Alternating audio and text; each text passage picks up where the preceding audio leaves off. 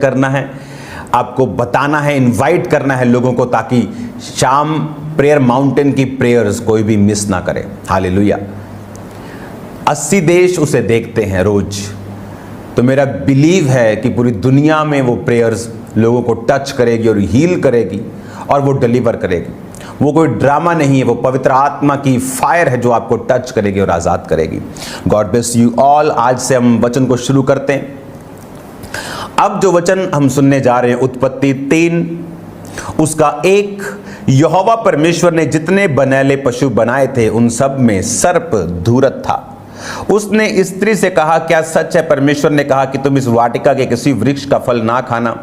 सर्प ने औरत से कहा, इस वाटिका के वृक्षों के फल हम खा सकते हैं, पर जो वृक्ष वाटिका के बीच में है उसके फल में परमेश्वर ने कहा, ना तो उसको खाना ना उसको छूना, नहीं तो मर जाओगे। तब सांप ने स्त्री से कहा, तुम निश्चय ना मरोगे, वरन परमेश्वर आप जानता है कि जिस दिन तुम उसका फल खाओगे उस दिन तुम्हारी आंखें खुल जाएंगे, तुम भरे और बुरे का ज्ञान पाकर परमेश्वर के तुल्य हो जाओगे।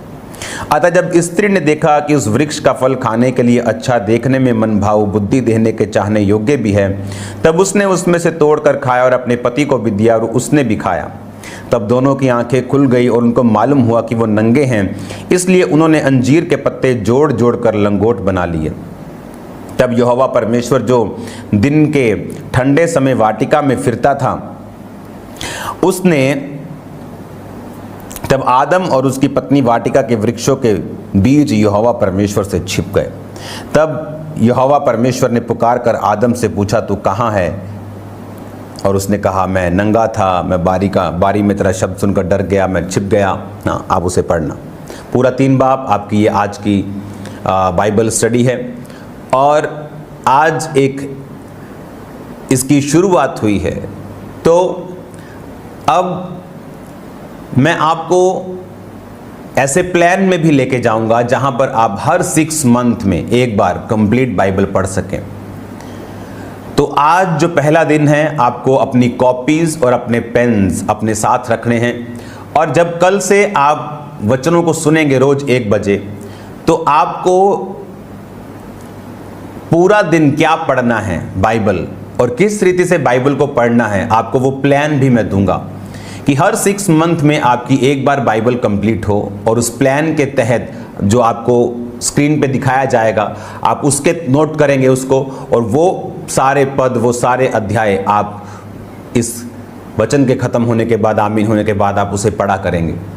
और शाम को आप मेरे साथ प्रार्थना में होंगे प्रेयर माउंटेन में। आपकी लाइफ सेम नहीं है इन जीसस नेम।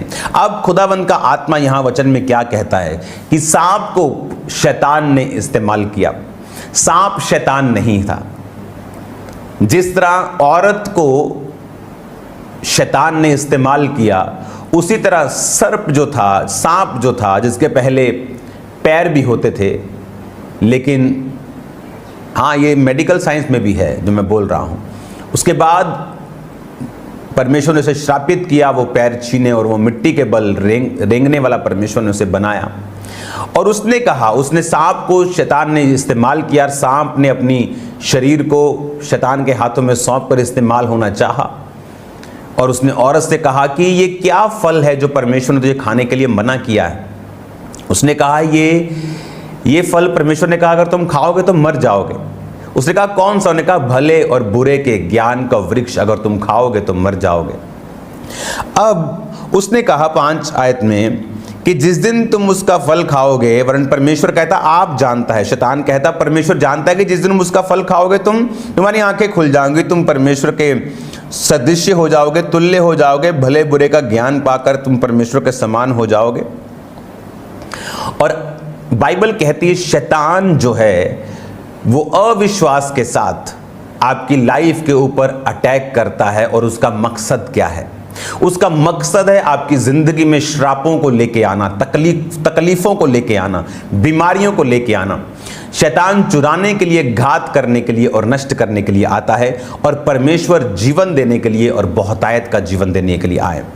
और शैतान ने यहां पे कहा कि परमेश्वर खुद जानता है कि तुम्हारी आंखें खुल जाएंगी और तुम भले और बुरे का ज्ञान पाकर उसी के समान हो जाओगे, जबकि ऑलरेडी आदम और हवा परमेश्वर के ही समान थे। परमेश्वर वचन में कहता है कि परमेश्वर ने उन्हें अपनी ही समानता में बनाया था। भले और बुरे का ज्ञान क्यों नहीं चाहता था परमेश्वर उनके पास हो? हालेलुया, क्यों नहीं चाहता था?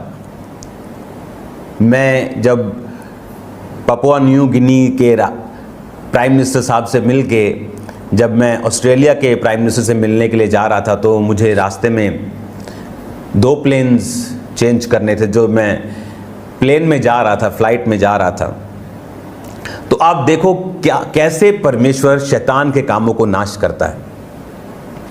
तो प्लेन लेट हो गया, जो PNG वाला पपुआ न्यू गिनी का प्लेन था वो लेट हुआ। चलो 2 घंटे, 3 घंटे, 4 घंटे, 5 घंटे, वो इतना लेट हुआ कि जो अगली कनेक्टिंग फ्लाइट थी वो पॉसिबल नहीं थी कि हम पकड़ सकें। होपफुली गॉड की दया से प्लेन में इंटरनेट था, तो मैं अपनी टीम से लगातार बात कर रहा था कि किसी और प्लेन की टिकट्स खरीद लो। तो मेरी टीम ने दूसरे प्लेन्स की भी टिकट्स, वहीं मेरे बैठे बैठे अगले प्लेन्स की टिकट्स भी खरीद ली। अगर ये मिस होगी कनेक्टिंग तो अगली में चले जाएंगे।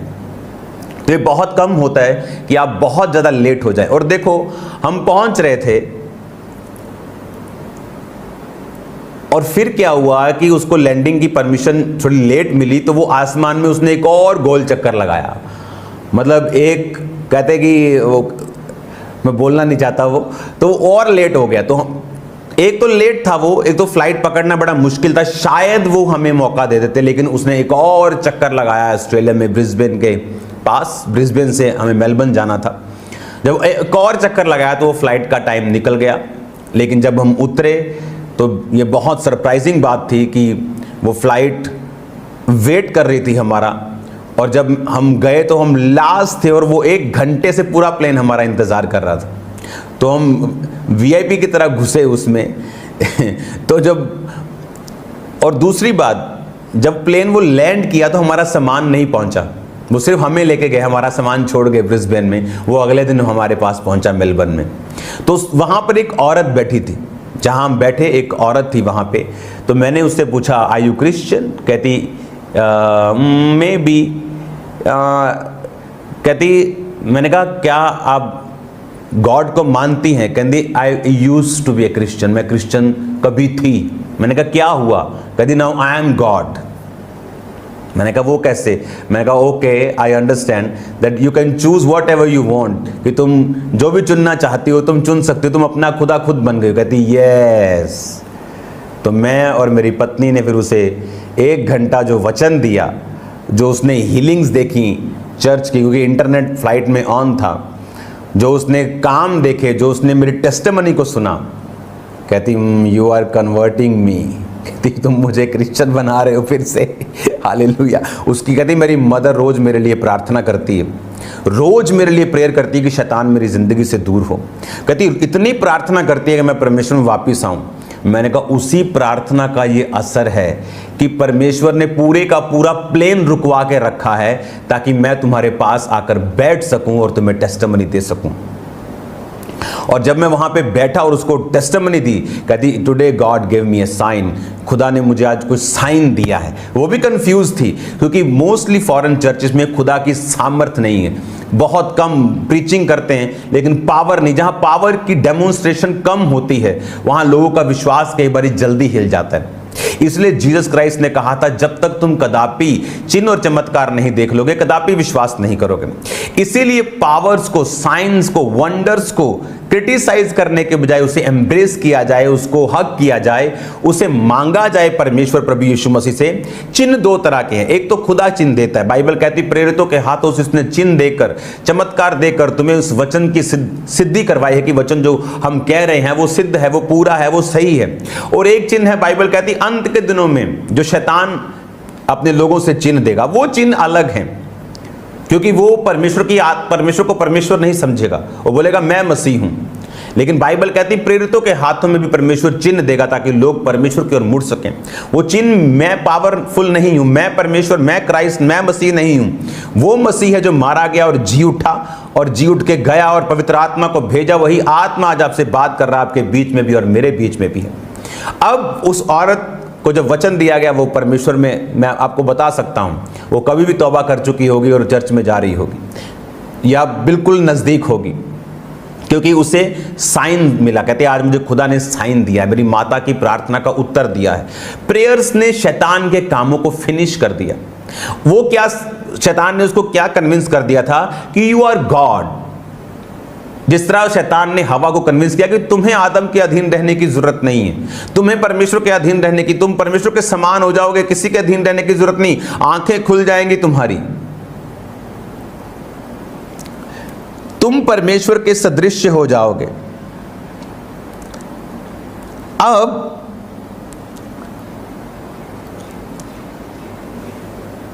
उसके कहने का मतलब यह था कि तुम अपनी जिंदगी का बुरा और भला खुद तय कर पाओगे। नया नियम में परमेश्वर ने क्या किया, जब ये कर्स से जीसस क्राइस्ट ने इंसान जाति को निकाला। बाइबल कहती है जो काट पे लटकाया जाता है वो श्रापित है। किसके लिए? आपके लिए और मेरे लिए। जो कर्स आदम और हवा से हमारे अंदर था वो खत्म हो जाए। ओके, कौन सा कर्स? वही कर्स जो आज लोगों के अंदर है। बिजनेस जल गया, बुरा हुआ। बीमारी आ गई, बुरा हुआ। परीक्षा आ गई, बुरा हुआ। लेकिन जैसे ही आप क्राइस्ट में आते हैं, आप बोलते हैं सब बातें मिलकर भलाई को पैदा करती हैं। वो बुरे और भले का ज्ञान फिर से आपकी लाइफ को छोड़ के चला जाता है। आप फिर खुद जज नहीं करते क्या भला क्या बुरा, आप बोलते सब बातें मिलकर भलाई को पैदा करती। हालेलुया। सब बातें मिलकर भलाई को पैदा करती, जो मसीह से प्रेम करते, जो उसकी इच्छा के अनुसार बुलाए गए हैं।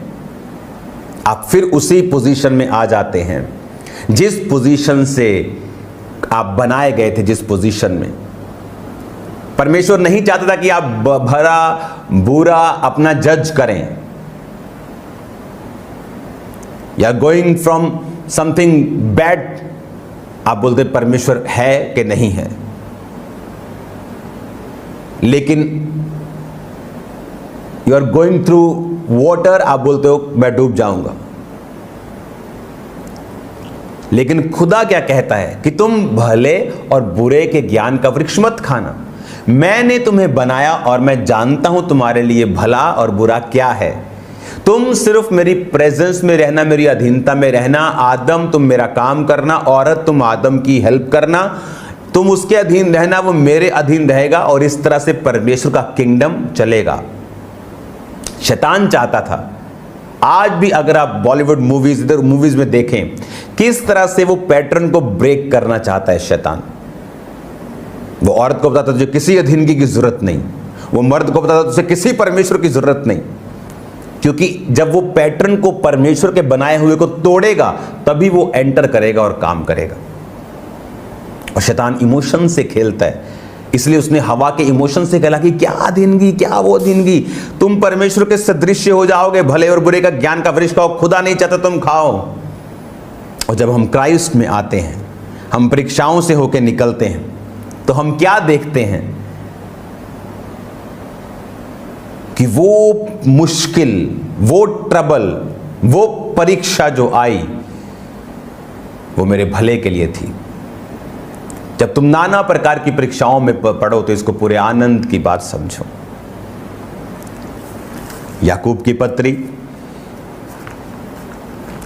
आपको ये वचन हमेशा याद रहेंगे जब आप इन्हें रोज सुनांगे। हे मेरे भाइयों, याकूब की पत्री 1 उसकी 2, हे मेरे भाइयों, जब तुम नाना प्रकार की परीक्षाओं में पढ़ो तो इसको पूरे आनंद की बात समझो, क्योंकि अब आप क्राइस्ट में फिर से आ गए हैं। हालेलुया। आप मसीह में फिर से आ चुके हैं। वो कर्स जो भले और बुरे के ज्ञान का वृक्ष खाकर मिला था, वो फिनिश हो चुका है। अब फिर से आप उसी पोजीशन पे आ चुके हैं जब दूसरों को मुश्किलें आती हैं, वो कहते हैं मर गए, लेकिन जब क्राइस्ट में आए व्यक्ति को आती है, वो बोलता है थैंक यू जीसस, तेरी सामर्थ मेरी निर्बलताइयों में सिद्ध होती है और मैं आगे बढ़ रहा हूं यीशु मसीह के नाम में। हालेलुया। वो कर्स जो डाला गया था, जो आ गया था अनाज्ञाकारिता से, जीसस क्राइस्ट को मानने से, उसकी आज्ञाकारिता में फिर से आने से गॉड ने वो रिस्टोर कर दिया, वो कर्स खत्म कर दिया और फिर से हमें उस भले और बुरे के ज्ञान के वृक्ष के असर से हमें आज़ाद कर दिया।